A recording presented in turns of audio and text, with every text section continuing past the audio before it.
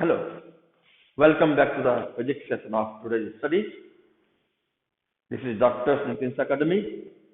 I am Nagin Sharma giving the fourth lecture, I think. Fourth और fifth lecture. आज का जो lecture है वो है Coulomb's law and permittivity.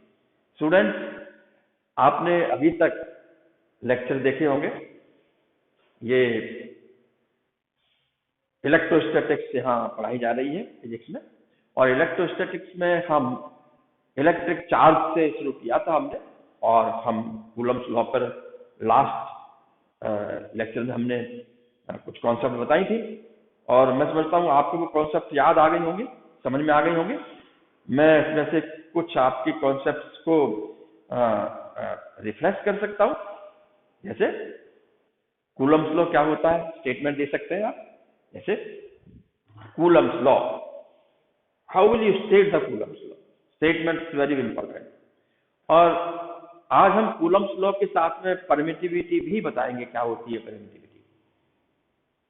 Student, last lecture में मैंने आपको एक न्यूमेरिकल भी बताया था कि अगर मान लीजिए किसी सब्सटेंस से बहुत सारे इलेक्ट्रॉन्स बाहर आ रहे हैं, मिलियंस से मिलियंस एंड बिलियंस, जैसे 1 बिलियन इलेक्ट्रॉन्स आर ट्रांसफर्ड पर second from a substance, in how much time the charge will be 1 coulomb on that substance. इतना मैंने एक हिंट दिया था, आपने वो कर लिया होगा न्यूमेरिकल. आज हम उस न्यूमेरिकल को भी करेंगे. और स्टूडेंट्स, हम ये कॉन्सेप्ट पढ़ाने के साथ साथ आपको कुछ बीच में न्यूमेरिकल्स भी कराएंगे, बहुत ही इंपॉर्टेंट है. और ये लेटेस्ट सिलेबस है, उसके आधार पर सीबीएसई की आप एक एक कॉन्सेप्ट आपको मिलेगी. तो आज हम कूलम्स लॉ परमिटिविटी से पहले एक न्यूमेरिकल भी करेंगे, एक छोटी सी प्रॉब्लम करेंगे, और आपको जो प्रॉब्लम मैंने बताया था उसका तो आंसर आपने एनसीईआरटी बुक से देख लिया होगा और किया होगा. एक बार जरूर उसको रिवाइज कर लें. I think it almost it takes 200 years to become 1 coulomb of charge. So 1 coulomb of charge is very very big unit. 1 coulomb is the unit of electric charge, and 1 coulomb charge is a very very big charge. It's a big unit. और करीब 2 से 4 लग जाते हैं अगर 1 billion electrons, यानी 10 to the power 9 electrons, 1000 million electrons transferred in 1 second from substance. एक second में इतने electron transfer, every second 10 to the power 9 electron transfer हो रहे हैं एक सब्सटेंस से. इलेक्ट्रॉन ट्रांसफर होने से वहां इक्वेशन डिसबैलेंस होती है, पॉजिटिव इक्वल टू नेगेटिव वाली. तो पॉजिटिव की अधिकता हो जाएगी, इलेक्ट्रॉन ट्रांसफर हो जाएगा, पॉजिटिव ज्यादा हो जाएगा, positive charge will be created. Every second 1 billion electrons are transferred. Every second. It will take 200 years almost, so that substance will have plus 1 coulomb of charge. So 1 coulomb of charge is very very big unit. In normal numericals, we cannot use that 1 coulomb of charge is transferred from that. It is not so easy. It will not take less time. हाँ, इसकी smaller units हैं जैसे microcoulomb, पिकोकूलम, मिलीकूलम, उनको हम ले सकते हैं कोई न्यूमेरिकल करते समय. तो ध्यान दीजिए कि हम अगर न्यूमेरिकल करते हैं इस बात का ध्यान रखें. तो ये तो आपकी एक टेस्टिंग था, मैंने बता भी दिया किस तरह से करते हैं ट्रांसफर होके. हमारे पास फॉर्मूला, कौन कौन से फॉर्मूले का उपयोग करते हैं, अभी तक कितने फॉर्मूले पढ़ लिए. लेट मी लिस्ट द फॉर्मूले. तो सबसे पहले क्वांटाइजेशन ऑफ इलेक्ट्रिक चार्ज में Q is equal to NE हमने स्टडी कर लिया है. Q is equal to NE means Q is the charge, total charge on the substance, either plus or minus. और what is N? N is the number of electrons transferred or coming on the surface.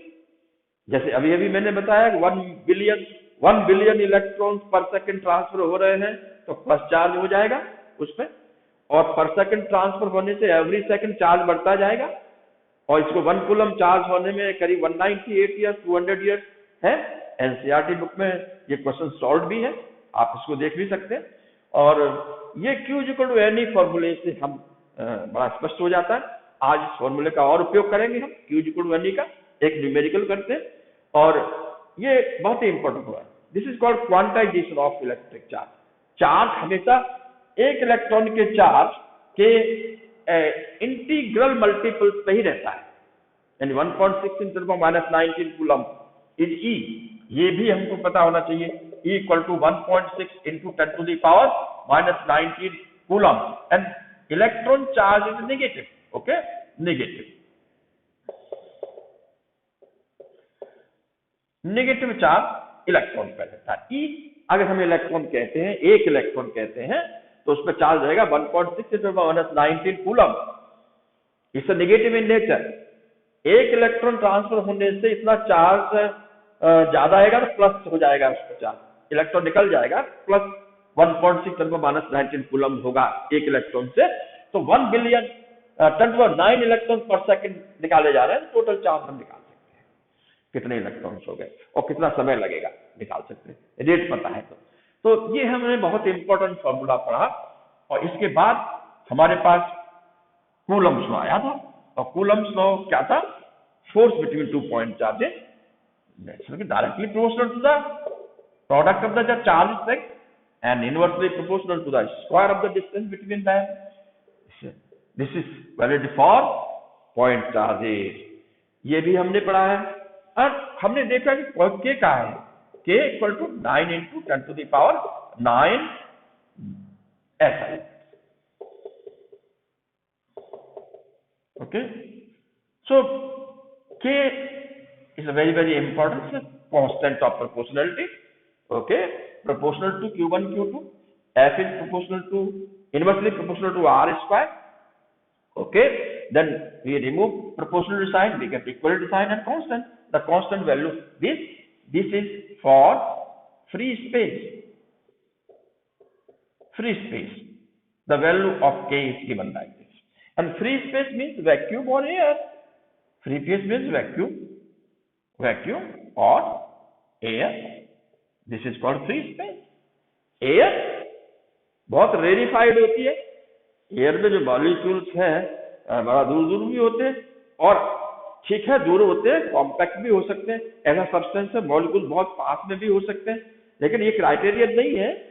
मैंने rarefied इसलिए कहा air को कि molecules दूर दूर, ऐसा students को लगता है कि दूर दूर है, इसलिए वो वैक्यूम जैसा ही दिखता होगा, लेकिन मॉलिक्यूल तो है, मटेरियल तो है, एयर सब्सटेंस है, वैक्यूम में कुछ नहीं है, कोई सब्सटेंस नहीं, कोई मॉलिक्यूल नहीं है। एयर में होता है, लेकिन एयर का बिहेवियर इस फोर्स के प्रति उतना ही रहता है। अगर दो चार्ज सेम डिस्टेंस में रखे जाएं उसके प्रति वैसा ही रहता है, ऑलमोस्ट जो वैक्यूम है, ऑलमोस्ट अप्रोक्सीमेटली इक्वल होता है, अप्रोक्सीमेटली कैसे। जैसे देखा जाए वैक्यूम या तो कोई मॉलिक्यूल्स है ही नहीं निश्चित रूप से, तो ये सबसे ज्यादा। अभी एयर और वैक्यूम मिला के हम फ्री स्पेस कहते हैं।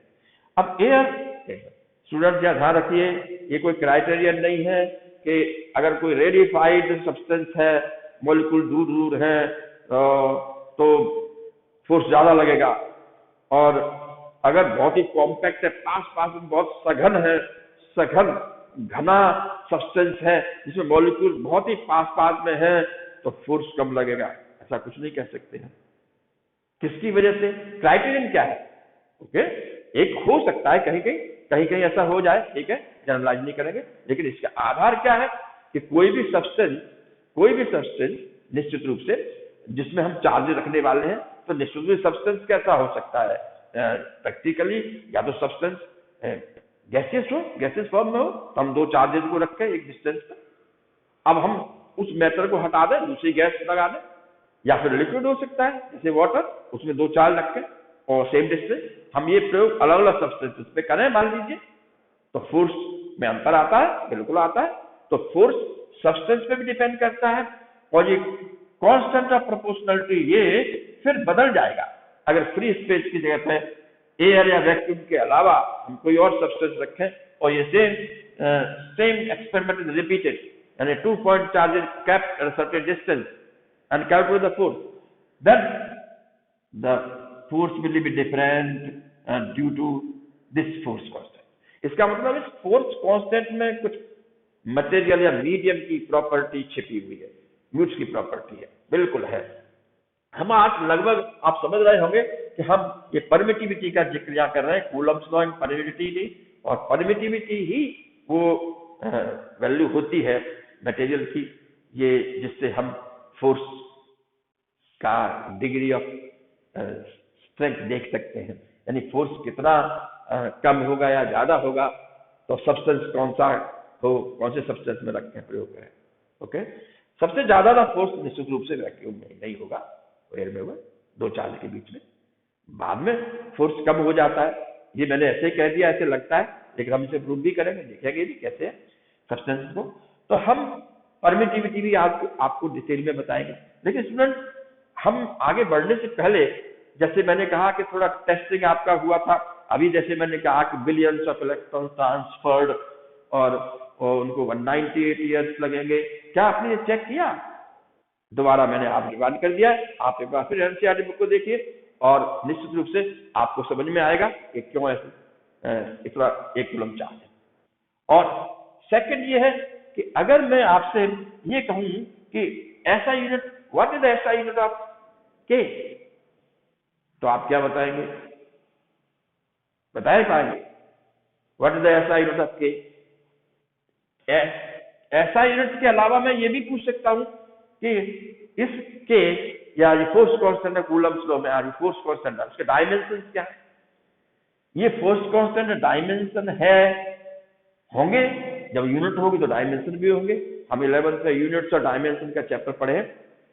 सिर्फ आप कांस्टेंट समझ के ये समझ लें कि कांस्टेंट एक नंबर होगा, हाँ, इसकी वैल्यू चेंज नहीं, परिवर्तित नहीं होती है अगर Q1 Q2 R और मीडियम सेम, इसलिए मीडियम, उस मीडियम के लिए कांस्टेंट कहा जाता है, लेकिन वैल्यू है। तो आप जानते हैं कि बहुत सारे कांस्टेंट ऐसे होते हैं फिजिक्स में जो डायमेंशन लेस होते हैं, बिल्कुल होते हैं कांस्टेंट, वहां डायमेंशन लेस, कोई डायमेंशन नहीं। और कुछ कांस्टेंट ऐसे जो जिसमें डायमेंशन होते हैं। एक्सेलरेशन ड्यू टू ग्रेविटी, जी क्या है? एक्सेलरेशन है, एक कांस्टेंट मानते हैं, ठीक है। ग्रेविटेशनल कांस्टेंट, दो मासेस के बीच में वहां भी इनवर्स स्क्वायर लॉ लगता है, तो वहां जो कांस्टेंट आता है प्रोपोर्शनलिटी को जो कैपिटल जी से कहते हैं, ओके। ग्रेविटेशनल फोर्स लगता है कैपिटल जी, व्हाट है ग्रेविटेशनल कांस्टेंट, उसमें भी ऐसा यूनिट रहती है, उसके भी डायमेंशन पूछे जा सकते हैं। तो क्यों नहीं मैं आपसे डायमेंशन पूछूं कि फोर्स कांस्टेंट का क्या डायमेंशन है? सॉरी, फोर्स कांस्टेंट नहीं है, constant in the Coulomb's law, okay. Force constant क्या होता है? अलग होता है स्प्रिंग का फोर्स कांस्टेंट, ठीक है। तो ये फोर्स में कांस्टेंट तो है, फोर्स की एक्सप्रेशन में कांस्टेंट आ रहा है, लेकिन कूलम्स लॉ में हम ध्यान रखें, Coulomb's law and constant of proportionality, okay. That constant of proportionality निश्चित रूप से एक टर्म है परमिटिविटी, उससे रिलेटेड होता है। तो आप कहेंगे सर परमिटिविटी को डायरेक्टली हम उस कांस्टेंट को क्यों नहीं, परमिटिविटी भी तो कांस्टेंट होती होगी, होलकुल होती होगी, तो क्यों नहीं परमिटिविटी को डायरेक्ट कांस्टेंट के रूप में यूज कर सकते थे? तो मैंने लास्ट लेक्चर में आपको बताया था कि कांस्टेंट, प्रोपोर्शनलिटी कांस्टेंट अब मैटर ऑफ चॉइस नहीं है, यहाँ पे ये एक्सपेरिमेंटली देखा जाएगा। और कूलम ने इसको एक्सपेरिमेंटली निकाला तो 9×10⁹ आया फ्री स्पेस में प्रयोग करने पर, इसलिए उन्होंने वैल्यू 9×10⁹ ऐसा यूनिट किया। तो अगर मैं यूनिट कहूंगा, यूनिट ऑफ के क्या आना चाहिए? अभी तक तो आपने अनुमान लगा लिया होगा, ये जो छोटा सा टेस्टिंग था आपका, यूनिट ऑफ के आप जहां रुके यूनिट क्या होगा याद नहीं है तो तुरंत आप याद कर लीजिए उसको। तो यूनिट ऑफ के क्या है? देखिए ट्रिक बता देता हूं, यहीं से निकाल सकते हैं यूनिट कैसे हम। के यहाँ राइट हैंड साइड में आप अज्यूम कीजिए दिमाग में कि इस ब्रेन से आप अज्यूम कीजिए के राइट हैंड साइड में अकेला रह जाए, तो बाकी की ट्रांसफर हम लेफ्ट साइड कर दें वाली क्वांटिटीज को, तो क्या होगा? This r square when transferred to left hand side will get multiplied with force, so f into r square in the numerator, and q1 q2 in the numerator when taken to left hand side will come to the denominator, that is coulomb. So Newton meter square per coulomb square, we can directly write Newton is meter square and per coulomb square. So this is a important unit of constant of proportionality in Coulomb's law. तो देखा student, हमने पढ़ाया आपको मेरा पिछला lecture Coulomb's law से संबंधित था और वो लेक्चर में आपको कितना याद रहा, 2-3 दिन हो गए होंगे। अभी आपको जल्दी से जल्दी अपलोड किया करेंगे बहुत सारे, तो आपको मैं समझता हूँ बोर्ड एग्जामिनेशन में बड़ी सहायता मिलेगी और बहुत कुछ आपको कॉन्सेप्ट क्लियर होंगे। किसी भी एग्जामिनेशन में आप फेस कर सकते हैं बिना डरे हुए, तो कॉन्सेप्ट बिल्कुल क्लियर होंगे। तो हमारे पास ये यूनिट ऑफ है।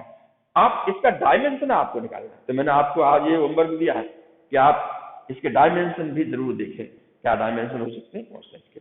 इसका मतलब डायमेंशन लेस नहीं है, ये कांस्टेंट ऑफ प्रोपोर्शनलिटी है।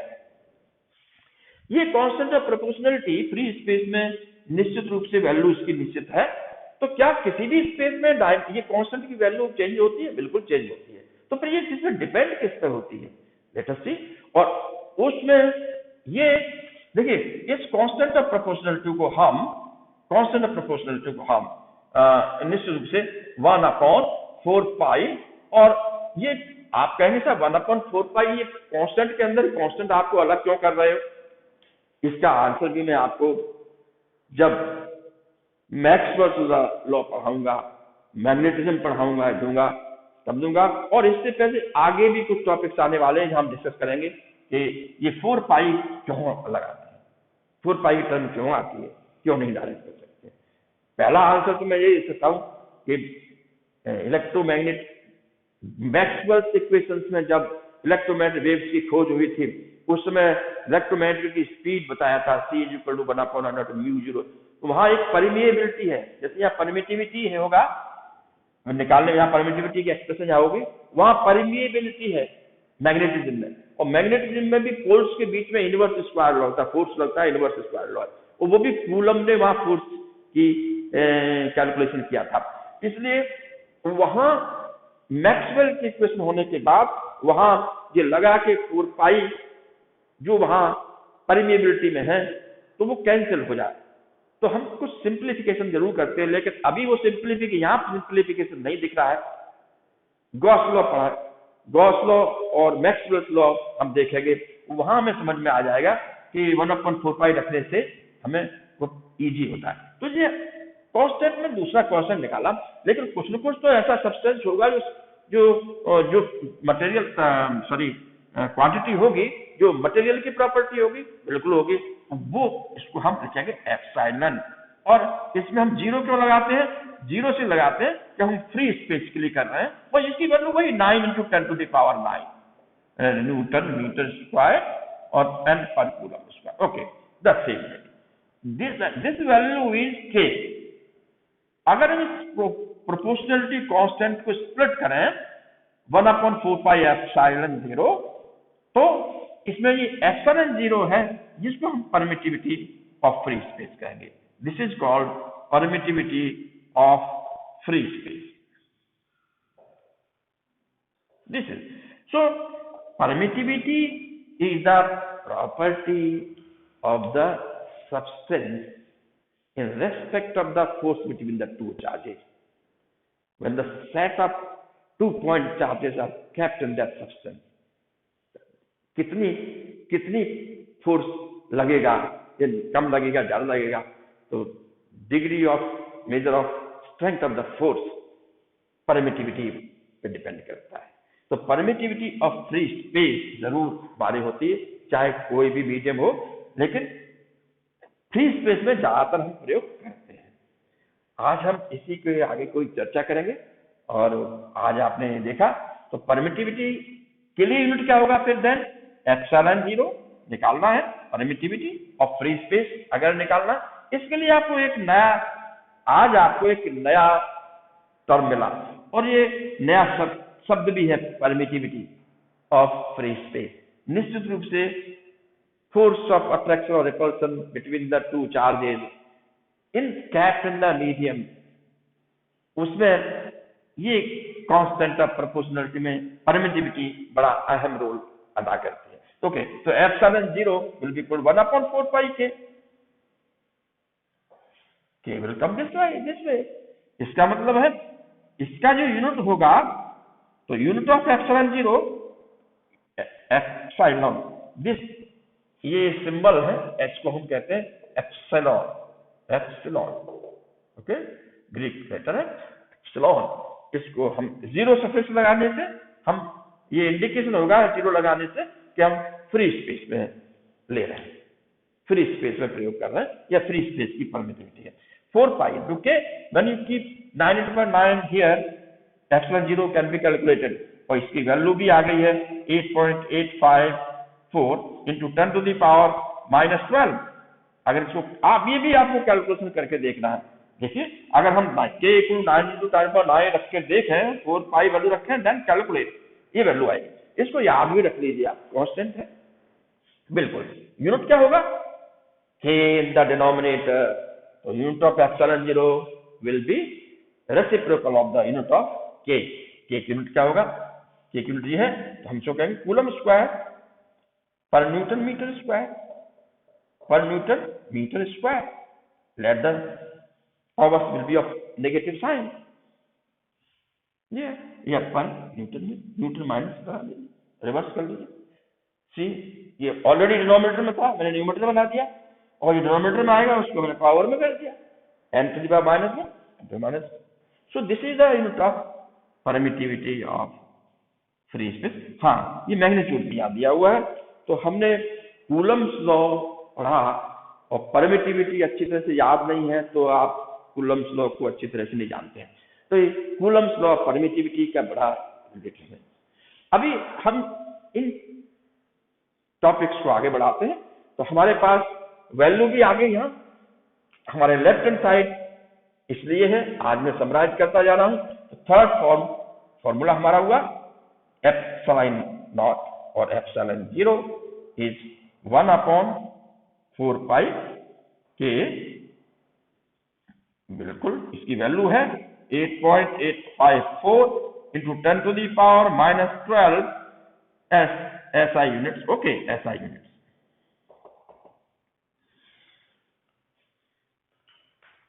एप्सिलॉन की यूनिट k की यूनिट के जस्ट रिवर्स कर देते हैं, तो हमारे पास एक नई टर्म या नई कॉन्सेप्ट है परमिटिविटी, और इसके बारे में हमें पढ़ना है और आगे पढ़ना है कि परमिटिविटी कैसे होती है, कितनी वैल्यू है। ठीक है, अभी स्टूडेंट्स ये देखिए कि अगर हम ये 2 पॉइंट चार्ज में हैं, सेम या अलग अलग मैग्नीट्यूड्स के, प्लस एंड माइनस अलग अलग टाइम प्लेन है, और एक निश्चित दूरी पर रख दें, उनको डिस्टेंस पर रख दें, एक सेट बना लें, और इस सेट को हमें कोई परिवर्तन नहीं करें, इस सेट को हम जितने भी सब्सटेंसेस हैं हमें दिखाई देते हैं उन सब्सटेंस में प्रयोग करके देखें, तो फोर्स अलग अलग रहता है। पहले फ्री स्पेस में किया तो निश्चित रूप से फोर्स कांस्टेंट ये आएगा, और एप्सिलॉन नॉट ये है, बिल्कुल परमिटिविटी की वैल्यू ये है फ्री स्पेस की, सही है वैक्यूम और एयर के लिए ऑलमोस्ट। लेकिन अगर दूसरे सब्सटेंसेस हैं तो उनकी भी कुछ परमिटिविटी जरूर होगी, वो फोर्स में निश्चित रूप से बदलाव आए करते हैं, वो सब्सटेंस की बेसिक प्रॉपर्टी है, इंटरनल प्रॉपर्टी है सब्सटेंस की, वो बिहेव करता है इलेक्ट्रिकल फोर्सेस में, इलेक्ट्रोस्टैटिक्स के अंदर बिल्कुल बिहेव करेगा, फोर्स को रिड्यूस करेगा या इंक्रीज करेगा। आप कंपेरिजन कर सकते हैं कोई भी 2 या 3 सब्सटेंस को आपस में कि यहाँ फोर्स कम है, यहाँ ज्यादा, यहाँ कम है। ठीक है, सबसे ज्यादा फोर्स निश्चित रूप से मैं समझता हूँ कि फ्री स्पेस में ही होता है, वैक्यूम में ही होता है चार्जेस का। ठीक है, कोई सब्सटेंस है ही नहीं, वैक्यूम तो सब्सटेंस नहीं है, सब्सटेंस कोई है ही नहीं, सारे मॉलिक्यूल्स बाहर इवैक्यूएट कर दिए गए नहीं है। अभी एयर को डाला तो ऑलमोस्ट एयर, वैसे फर्क आएगा, कुछ फर्क आना चाहिए, लेकिन हम मान लेते हैं ऑलमोस्ट सेम, फ्री स्पेस मान लेते हैं। इसके अलावा सब्सटेंस अगर और है तो हमारे पास उस सब्सटेंस की परमिटिविटी की यूनिट क्या होगी, तो permittivity of any space has the same unit that will be denoted by epsilon not, हटा देंगे हम, नॉट नहीं रहा, epsilon is the general symbol for permittivity of any medium जो बिहेव कर रहा है उनके साथ में। ठीक है, इलेक्ट्रिकल फोर्सेस या पॉइंट चार्जेस के बीच में फोर्सेस में, तो epsilon is the symbol for permittivity of any medium. Of a substance other than air, other than air और free space, other than free space. ये हमने यहां बहुत ही इंपॉर्टेंट सिंबल लगा। हम इस पर विचार करते हैं कि एप्सिलॉन अलग अलग सब्सटेंसेस हैं अदर देन फ्री स्पेस, तो हमारा सिंबल एप्सिलॉन है। नॉट जैसे लगाते हैं या जीरो लगाते हैं, इसका मतलब है कि ये अदर देन वाले सब्सटेंस नहीं, केवल फ्री स्पेस पढ़ेंगे, वो नहीं है एप्सिलॉन नॉट। बाकी सब्सटेंस से हमें कोई मतलब नहीं है, हमें सिर्फ मतलब है फ्री स्पेस से। फ्री स्पेस के अलावा नो एंट्री, कोई नहीं है। एप्सिलॉन नॉट कह दो या एप्सिलॉन जीरो कह दो, कोई दिक्कत नहीं। लेकिन एप्सिलॉन का मतलब है कोई भी सब्सटेंस हो सकता है, इसको भी एप्सिलॉन में डाल सकते, general epsilon. So epsilon is regarded as the permittivity of any space or any medium। तो ये परमिटिविटी ठीक है। इसकी यूनिट क्या होगी? इसकी भी यूनिट यही होगी, कूलम स्क्वायर पर न्यूटन मीटर स्क्वायर। परमिटिविटी की यूनिट कूलम स्क्वायर पर न्यूटन मीटर स्क्वायर होता है। तो हम यहां लिख सकते हैं permittivity has unit of permittivity coulomb square पर newton metre square. Okay, this is the unit of permittivity of any substance. Okay, अब हमें आप जानिए कि ठीक है, ये 10⁻⁻12 रहेगा। इतना तो हो नहीं सकता है कि ये 10⁻12 हट के कोई बिल्कुल हट ही जाए पावर, ऐसा नहीं कि 8 आ जाए 10 आ जाए नंबर वन, इतना अंतर नहीं हो सकता परमिटिविटी में और फ्री स्पेस में और एनी स्पेस में, इतना फर्क नहीं है। अरे भाई ठीक है, ये इसकी डबल हो सकती है, 3 गुना हो सकती है परमिटिविटी, 4 गुना हो सकती है, 5 गुना हो सकती है, ठीक है। तो हर एक में आपको ये वो जो फैक्टर है मल्टीप्लाइड हो जाएगा 8.8 में, दिस इंटू दिस, तो हर बार आपके 10⁻12 हर बार इतनी बिगर एक्सप्रेशन लिखनी होती है। तो हमें कंपेरेटिव आइडिया भी होना चाहिए ना कि परमिटिविटी सब सब्सटेंसेस की है, तो एक कंपैरिजन, एक रिलेटिव आइडिया हो कि in relation with this relative to the free space. अगर परमिटिविटी को देखना चाहते हैं किसी भी स्पेस या किसी भी मीडियम की, तो क्या ऐसा कोई प्रावधान है? बिल्कुल है। जैसे डेंसिटी में नहीं है, डेंसिटी सब्सटेंस की, मर्क्यूरी की डेंसिटी क्या होती है पता होगा आपको? 13.6 10⁻3 kg पर मीटर क्यूब।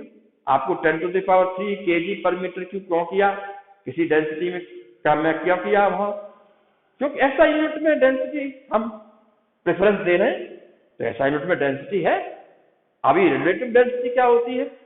सिर्फ वैल्यू, जैसे relative density of iron 7.8, copper 8.4। अभी ये सारी जो डेंसिटीज का मतलब क्या बताता है, जिस तरह से डेंसिटी का मीनिंग है कि वाटर के कंपैरिजन में वाटर की डेंसिटी से हम किसी भी सब्सटेंस की डेंसिटी कंपेयर करते हैं तो एक रेशो लेते हैं, तो हमको एक नंबर मिलता है, यूनिट कैंसिल हो जाती है।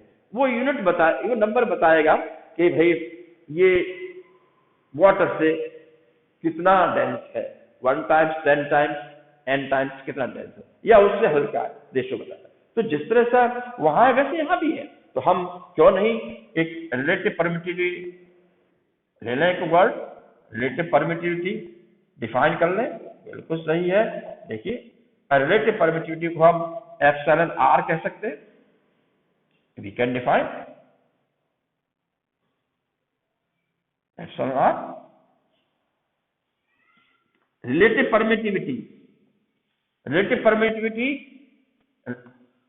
permittivity of any substance, ये कहा जाएगा विद रेस्पेक्ट टू व्हाट, वो अंडरस्टूड है। जैसे बताया ना, रिलेटिव परमिटिविटी, एक कोई न कोई रेफरेंस सब्सटेंस होगा जिसकी परमिटिविटी के कंपैरिजन यानी उसके रिलेशन में ही हम उस परमिटिविटी का रेशो देखते हैं, इसको रिलेटिव परमिटिविटी होगा। इन्हें बहुत जरूरी है। लेकिन अगर हमको वो जिसके कंपैरिजन में देखना है रिलेटिव परमिटिविटी दूसरे सब्सटेंस की, तो उसकी परमिटिविटी भी हमें जानना जरूरी होती है।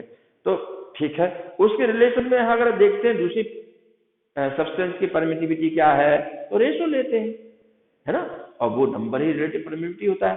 तो permittivity of any substance, relative permittivity of any substance is defined as the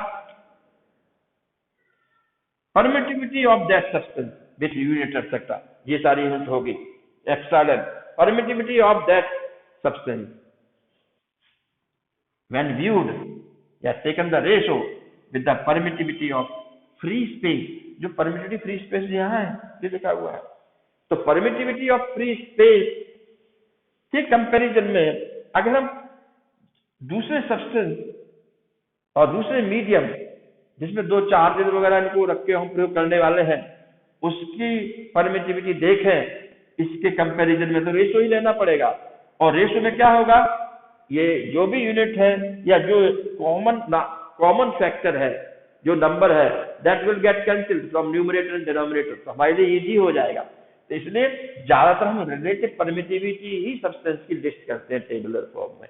okay, तो रिलेटिव परमिटिविटी हर सब्सटेंस की होती है, तो एप्सिलॉन अपॉन एप्सिलॉन नॉट यहां पर हम लेते हैं। इसलिए ये फॉर्मूला बहुत ही इंपॉर्टेंट है। इसके लिए हम कह सकते हैं, शब्दों में बोल सकते हैं, रिलेटिव परमिटिविटी ऑफ, मैं लिख भी सकता हूं, relative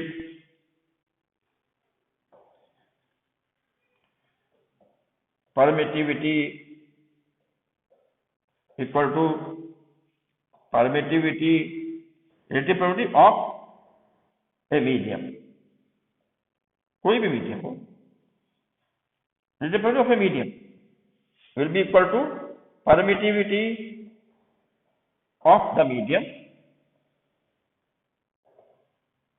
okay, relative permittivity of a medium is calculated by a ratio of permittivity of the medium to the permittivity of free space,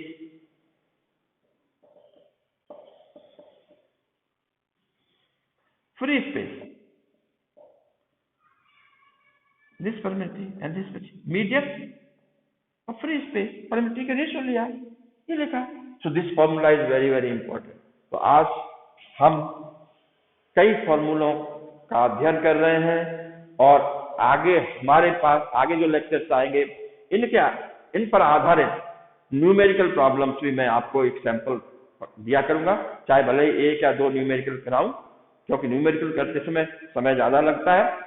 आप निश्चित रहिए, तो हम न्यूमेरिकल जरूर करेंगे। मैं हिंट्स आपको जरूर दे रहा हूं न्यूमेरिकल्स की, जैसे आज मैंने आपको न्यूमेरिकल की हिंट दिया है, आज भी मैं एक आपको पहले से बताऊंगा कि हम वो मैंने होमवर्क के लिए दूंगा आपके लिए, आप उसको कर सकते हैं।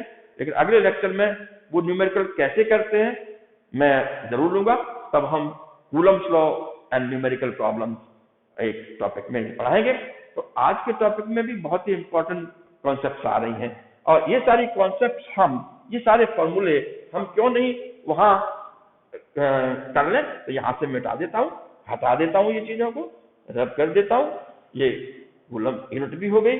और ये फोर्थ फॉर्मूले को जो वर्ड्स में मैंने इंपॉर्टेंस दिया था कि epsilon permittivity of any substance हमें चाहिए, बिल्कुल अगर फ्री स्पेस नहीं हम दूसरे सब्सटेंस में प्रयोग कर सकते हैं, तो फोर्थ फॉर्मूले को आप जरूर ध्यान रखिए। जिस परमिटिविटी निकालें तो परमिटिविटी को आप बस जरूर कर दें एप्सिलॉन 0 एप्सिलॉन मल्टीप्लाई कर दें आप। वाह, ये कैसे मल्टीप्लाई कर दें? अभी तो रेशियो में मल्टीप्लाई क्यों कर रहे हैं, फिर से देख लीजिए। मैंने एप्सिलॉन आर को डिफाइन किया था, एप्सिलॉन अपॉन एप्सिलॉन आर, तो यहां से क्रॉस मल्टीप्लाई कर दें तो एप्सिलॉन की वैल्यू क्या आएगी, एप्सिलॉन 0 है यहाँ, epsilon 0 into epsilon R, epsilon 0 into epsilon R, this is the important formula. Okay, बिल्कुल सही है। तो इसमें मैंने यहां लिख दिया है epsilon R, very very important term. आगे हम इस रिलेटिव परमिटिविटी में फोकस करेंगे। बहुत ही राज की बात बता रहा हूं आपको, जरूर ध्यान रखना। रिलेटिव परमिटिविटी 2 शब्द है, रिलेटिव परमिटिविटी, इसका एक और नाम है और उसमें सिर्फ एक शब्द है, ओनली 1 वर्ड नेम, और वो इतना इंपॉर्टेंट है कि आपको पूरा इलेक्ट्रोस्टैटिक से नहीं, करंट इंडस्ट्री कहीं भी जहां भी सब्सटेंसेज होंगे और जहां इलेक्ट्रिकल बिहेवियर सब्सटेंस को समझना आएगा, तो ये रिलेटिव परमिटिविटी का नाम डाइलेक्ट्रिक कांस्टेंट हो जाएगा। ओके, इससे dielectric, okay, constant, only one dielectric constant. Okay, यहां भी दो शब्द है, ओके, लेकिन डाइलेक्ट्रिक कांस्टेंट ऐसा लगता है कि एक फ्लो में बोले, रिलेटिव परमिटिविटी, डाइलेक्ट्रिक कांस्टेंट।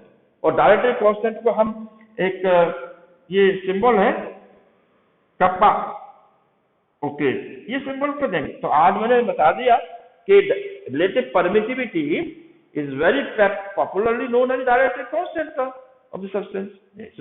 फिर भी क्या फर्क है डाइलेक्ट्रिक कांस्टेंट और रिलेटिव परमिटिविटी में, ये हमारा अगले लेक्चर्स में आपको जरूर मिलेगा देखने के लिए। तो रिलेटिव परमिटिविटी आज मैंने जरूर बताया है। परमिटिविटी क्यों आया? क्योंकि हमें हर सब्सटेंस में देखना है कि उस सब्सटेंस का क्या है इलेक्ट्रिकल बिहेवियर। अगर 2 पॉइंट चार्जेस को किसी भी डिस्टेंस पे वहां मेंटेन किया जाए उस मीडियम में, तो जरूर इफेक्ट होता है फोर्सेस में। ठीक है, अभी देखते हैं आपके सामने कैसा इफेक्ट होता है। तो मैं क्यों नहीं Coulomb's law in general form बताऊं। सो कूलम्स लॉ की जनरल फॉर्म ये होगी Coulomb's law. Now Coulomb's law can be stated in any medium. जरूरी नहीं है हम फ्री स्पेस में ही करें, फ्री स्पेस के लिए तो है ही, बिल्कुल है।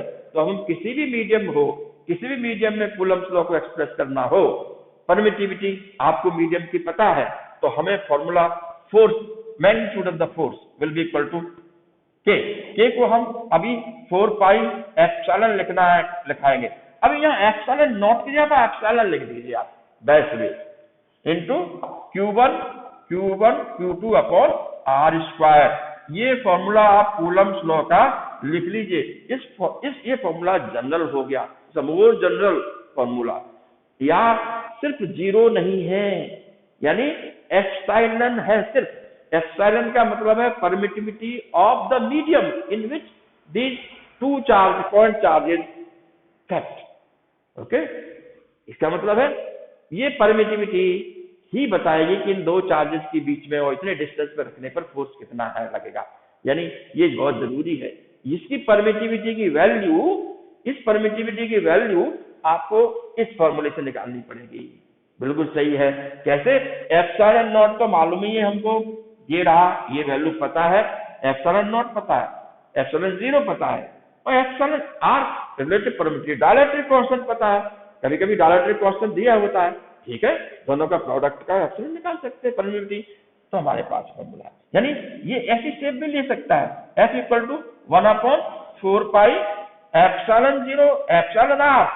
सी, हम इस पे जोर दे रहे हैं, हमने ये एप्सिलॉन को यहां रख दिया, एप्सिलॉन 0 एप्सिलॉन आर, ओके, उसको सब्स्टिट्यूट कर दिया यहां, value Q1 Q2 upon R square. आप देख रहे हैं कि 2 में है। मेरे पिछले लेक्चर्स में जो फॉर्मूले, वहां मैंने बिल्कुल जिक्र नहीं किया था कि परमिटिविटी क्या है क्या नहीं, सिर्फ मैंने फोर्स कांस्टेंट कहा, कांस्टेंट ऑफ प्रोपोर्शनलिटी कहा था इस फोर्स के लिए। ओके, तो ये फ्री स्पेस में कहीं नहीं, आज ही इस लेक्चर में ही आपने देखा है कि कूलम्स लॉ एंड परमिटिविटी नया टॉपिक है। परमिटिविटी के बारे में पता, जब परमिटिविटी है तो आज में परमिटिविटी के रिलेशन में एक और टर्म है, कहते हैं रिलेटिव परमिटिविटी, वो भी बता दिया, रिलेशन बता दिया। इसलिए कूलम्स लॉ जनरल फॉर्म में ये रहेगा, एप्सिलॉन को कर दीजिए यहां पर। अगर मान लीजिए आप कंपैरिजन करना चाहते हैं कि फोर्स, ये 2 पॉइंट चार्ज है, R डिस्टेंस पे रखे हुए हैं, पहले उन दोनों को हमने फ्री स्पेस में रखा तो फोर्स कितना लगेगा, और फिर हमने सेम सेट को उठाकर दूसरे मीडियम में रखा जिसकी परमिटिविटी एप्सिलॉन है, तो उसमें फोर्स कितना लगेगा, ये निकालना, कंपैरिजन करना चाहें तो आपके फोर्स के लिए सिंबल भी 2 लेने पड़ेंगे। अब एफ को नहीं ले सकते, अलग अलग है। तो अब आपको स्टूडेंट ध्यान रखो, जब भी 2 सिंबल हो, डिसाइड करना हो कि 2 फोर्सेज का रेशो लेना है, तो फोर्स के 2 सिंबल हो तो एफ सिंबल पर शिफ्ट हो जाएगा। एफ सिंबल फाइनली उस परमिटिविटी के लिए होगा, ये सिंबल परमिटिविटी के लिए होगा, एफ यहां होगा। तो मैंने फिर से वो एफ को यहां कर दिया है, ओके, यहां रहना। फिर आप कहेंगे कि वो फिर वो क्या रहेगा, इसको आप F0 कर सकते हैं। तो देखिए अब मैं इसको F0 यही कर रहा हूं, क्योंकि यहां मैंने फ्री स्पेस लिखा हुआ है, इसलिए इसको, इस पूरे को मैं एक बॉक्स में बंद कर रहा हूं ऐसे। अभी हम अगर सिर्फ फ्री स्पेस ही पढ़ रहे हो, फ्री स्पेस में ही दो चार्जेस के बीच में force of interaction repulsion calculate कर रहे हो और फोर्स की एक्सप्रेशन लिखना हो और फ्री स्पेस ही डिस्कस कर रहे हो और कहीं कोई फोर्सेस नहीं किसी प्रकार के, तब आप F0 की जगह पे F ले सकते हैं। अदरवाइज हमेशा जहां ε0 है वहां आपको F0 मानिए, ठीक है। परमिटिविटी ऑफ फ्री स्पेस है तो force between two point charges in the free space ही होगा, वो force in the free space ही होगा। और फ्री स्पेस के लिए सिंबल सफिक्स है वो 0 है या नॉट वाली सफिक्स लगा दिया, ध्यान रखना। तो ये फोर्स यहाँ है। अभी आप देखिए हम अगर इसको ऐसे F0 के रूप में कन्वर्ट कर सकते हैं, इसको कैसे, ये ε0 यहाँ से हटा के इतना हिस्सा हम अलग कर लें, ये रहा एक हिस्सा ये, और यहाँ से ये हम इतना हिस्सा अलग कर लें, देखिए ये εr छूट गया, देखिए इतना हिस्सा। What is this, 1/4πε0 Q1 Q2 upon r², ये रहा 1/4πε0 ε0 ये रहा 4π, ठीक है। तो 1/4πε0 Q1 Q2 upon r² is F0, so we can write F0 upon εr, okay, this is the force। इसका मतलब क्या हुआ, which is greater, आप εr और εr रिलेटिव परमिटिविटी निश्चित से 1 से ज्यादा होती है, बिल्कुल। क्यों, सबसे ज्यादा epsilon upon epsilon, epsilon upon epsilon not, है ना, ये परमिटिविटी। तो रिलेटिव परमिटिविटी, अच्छा what is the relative permittivity of free space, free space का रिलेटिव परमिटिविटी हमें पूछा जाए तो क्या करेंगे, आपने दूसरे मीडियम के लिए कह दिया what is the relative permittivity free space, तो कैसे करेंगे, फॉर्मूला फिर याद करो, relative permittivity equal to permittivity of the substance upon permittivity of free space. अब वो सब्सटेंस फ्री स्पेस बन गया तो ऊपर भी न्यूमरेटर में भी सब्सटेंस फ्री स्पेस आ जाएगा, तो permittivity of free space upon permittivity of free space, it will get cancel, which will be 1। इसका मतलब है रिलेटिव परमिटिविटी ऑफ वैक्यूम और एयर इज टेकन एज 1, तो रिलेटिव परमिटिविटी डेफिनेशन वहीं से 1 है। इसके बाद बाकी की परमिटिविटी है वो सब्सटेंस टू सब्सटेंस डिफर करती है, ओके। हमें देखना पड़ेगा अगर रिलेटिव परमिटिविटी 1 से ज्यादा है किसी सब्सटेंस की तो निश्चित से फोर्स रिड्यूस हो जाएगा। तो अगर फ्री स्पेस में 2 पॉइंट चार्ज रखे हुए हो किसी डिस्टेंस पर, तो जो फोर्स आता है वो फोर्स में कमी आती है अगर हम वही सेटअप को किसी दूसरे सब्सटेंस में रखें, दूसरे मीडियम में रखें जिसकी परमिटिविटी एप्सिलॉन हो, कुछ और हो, रिलेटिव परमिटिविटी 1 से ज्यादा होगी तो हमारे पास फोर्स में कमी आती है, इसका मतलब है। तो ये बहुत ही इंपॉर्टेंट कॉन्सेप्ट आज हमने पढ़ाया है और स्टूडेंट ध्यान रखिए, आपके लिए समय समय पर मैं कुछ क्वेश्चंस प्रॉब्लम्स जरूर यहाँ से देता हूँ।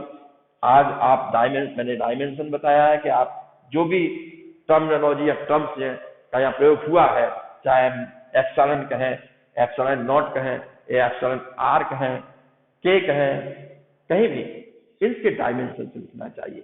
मैं तो आपको सजेस्ट करूंगा कि आप डायमेंशन ऑफ चार्ज भी जरूर याद रखें। डिस्टेंस का डायमेंशन तो एल होता ही mlt, और फोर्स का डायमेंशन मालूम है, डायमेंशन ऑफ फोर्स कितना होता है, इक्वल टू सबसे बेस्ट एन एल (2). क्यों होता है ये dimension, force equal to mass into acceleration, force equal to mass into acceleration. तो डायमेंशन ऑफ मास ये रहा एंड डायमेंशन ऑफ एक्सेलरेशन ये रहा, डिस्टेंस अपॉन टाइम स्क्वायर, है ना। तो अगर फोर्स का ये डायमेंशन है तो आप डायमेंशन के का भी निकाल सकते हैं, चार्ज का डायमेंशन तो आप इससे भी निकाल सकते हैं, एक लॉन्ग रूट होगा। आप सबसे पहले वो फॉर्मूला रिकलेक्ट किया करिए जो कम क्वांटिटीज में इन्वॉल्व है इसमें, जैसे चार्ज। क्यों, कैसे हमें करंट को डिफाइन नहीं किया, I equal to Q upon T, ये होता है charge flowing per unit time for electric current, जो आगे हमारा चैप्टर आने वाला है। अभी हम पहले चैप्टर पे चल रहे हैं, इलेक्ट्रोस्टैटिक्स पार्ट 1 चल रहा है, जब चार्ज स्टेशनरी है वो हम पढ़ रहे हैं। जब ये चैप्टर फिनिश हो जाएगा एनसीईआरटी बुक के हिसाब से, तो हम इलेक्ट्रोस्टैटिक्स पार्ट 2 में आगे बढ़ेंगे। लेकिन चैप्टर 2 भी पार्ट 2 इलेक्ट्रोस्टैटिक्स का, तो इलेक्ट्रोस्टैटिक्स पार्ट 1 इलेक्ट्रोस्टैटिक्स पार्ट 2 पढ़ने के बाद ही हम करंट इलेक्ट्रिसिटी पढ़ेंगे। तो करंट इलेक्ट्रिसिटी में ये आता है, ये क्लास 10th में भी बताया गया था कॉन्सेप्ट बताते, charge flowing per second is called current. तो आप चार्ज के डायमेंशन के लिए ये नहीं, क्यों, करंट का डायमेंशन, करंट को बेसिक क्वांटिटी माना गया है ऐसा सिस्टम में बेसिक, इसलिए क्यों यहां इन्वॉल्व है, इस फॉर्मूले को डायमेंशन यूज करिए निकालने के लिए। आप कैसा यहां से भी निकाल सकते हैं, तो आपको थोड़ा ज्यादा मेहनत करनी पड़ेगी, फोर्स का डायम इतना बड़ा याद करना पड़ेगा, और फिर ये सब के का फिर लगाना पड़ेगा डायमेंशन, के का और डिफिकल्ट है। ओके, तो हम शॉर्ट में निकाल सकते हैं। तो डायमेंशन ऑफ क्यू क्या होगा, dimension of Q equal to dimension of I into dimension of T. ठीक है, डायमेंशन ऑफ टी हम लिख सकते हैं एम एल के to the power 1 0 0 okay into A to the power 1. This is dimension formula for charge. Dimension I, Q equal I to T. I का dimension होता है A, dimension सिर्फ A direct A है, और T का time only M to the power 0, L to the power 0। तो मैंने इसलिए हाईलाइट किया हुआ है कि यहाँ mass length and time for the regarded as basic units for the earlier system of units। ठीक है, इसलिए m का क्या कनेक्शन है, m पे डिपेंड है कि नहीं चीज, l पे डिपेंड है कि नहीं, इसलिए पावर 0 कर दिया। अदरवाइज टी ए भी लिख सकते हैं, ए टी भी लिख सकते हैं, शॉर्ट में आप ए टी भी लिख सकते हैं और टी ए भी लिख सकते हैं। लेकिन अगर m और l की पावर्स भी बताना है तो आप m to the power 0 l to the 0 T A ऐसे लिख सकते हैं।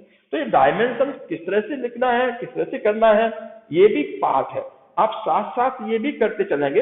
इसलिए मैं आपको प्रिपरेशन के तौर पर अभी टाइम, जब भी हम इन वीडियो लेक्चर्स को आप देखेंगे तो हर समय जब आपका कोई भी चीज रिवाइज करेंगे तो आपकी कॉन्सेप्ट बहुत ही क्लियर हो जाएगी। इसलिए एक एक चीज की कॉन्सेप्ट मैं बहुत ही डिटेल में पढ़ा रहा हूं और कोशिश करूंगा कि बहुत सारे लेक्चर्स आप जल्दी जल्दी अपलोड करूं जिससे हर कॉन्सेप्ट आपको क्लियर हो जाए। तो स्टूडेंट, आज हम इतना ही पढ़ाएंगे आपको, लेकिन आपको एक होमवर्क भी तो दे दें। ठीक है, होमवर्क ये है, लिखिए how much, this is the homework given to you. कोशिश करिए how much positive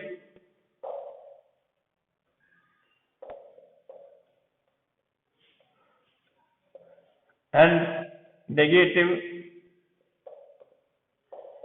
charge does a small cup of water